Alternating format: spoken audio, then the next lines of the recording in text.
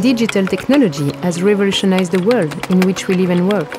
It's playing a growing part in communication, economy, and wider society. But how are minority communities engaging with the new digital age? Migrant and Refugee Communities Forum is concerned that disadvantaged communities will be left out of the digital economy or excluded from the digital society. The forum has begun research to address these issues. Over nearly a period of 1 year, we've come up with this idea that the training is to do more with gaps in confidence and combined with some additional skills that are slightly more advanced to get the voice out there. That's how the forum developed an innovative project called Digital Inclusion and Activism Training and was first launched in June 2010. It's about once you know how to use the internet, or once you know how to use computers for yourself, how do you use those skills to do something, to help your organization run better, or influence people, or speak up? This training gives people tools to become more effective citizens. So yes, you will learn how to use Facebook, but at the same time you will learn how to find your MP or your local councillor online. I'm expecting to improve my skills in a way to allow me help my community.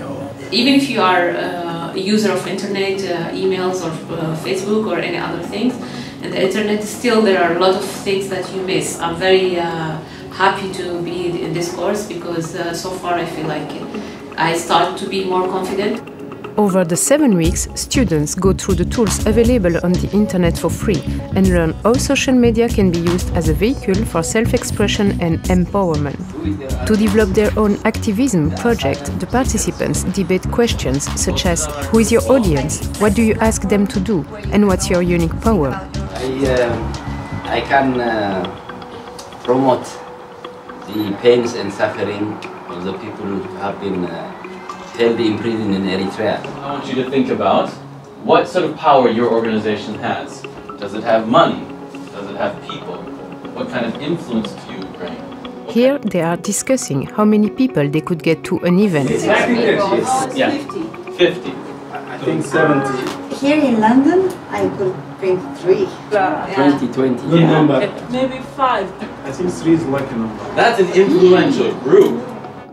They reflect that they have the power to do these things, using digital tools to connect with other institutions or individuals that are more powerful or strategically important. Amnesty. Put AI. I will put the EU before the foreign ministry. Higher. But in the power analysis, is Amnesty International more powerful than the media? Maybe not. Maybe not. Yeah. Here I have Migrant Voice, which is in between migrant organizations and media.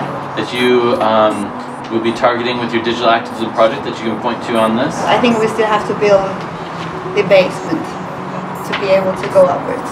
Migrants are not usually in the media because they don't know the media, and also they feel very insecure and they don't like being in the public eye.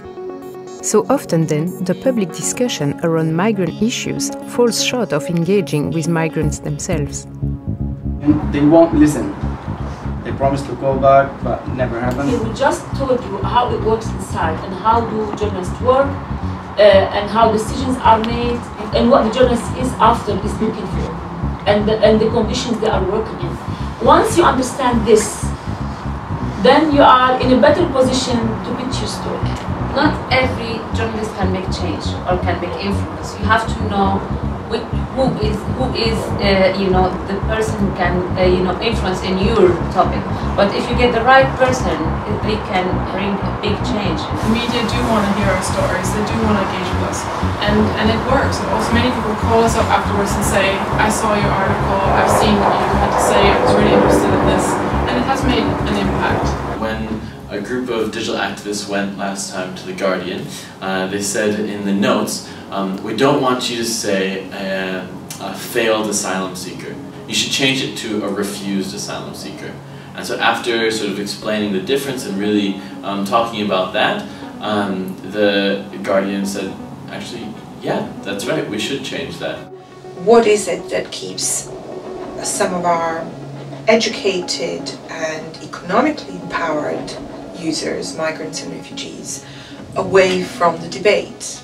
A lot of it is to do with this empowerment that's related to the way migrants and refugees are treated in a public space and public debate in this country. The core of the training focuses on both discussion and action around issues of integration. I believe we should integrate and accept. They also should integrate and accept, and offer me as well. Integration for me means that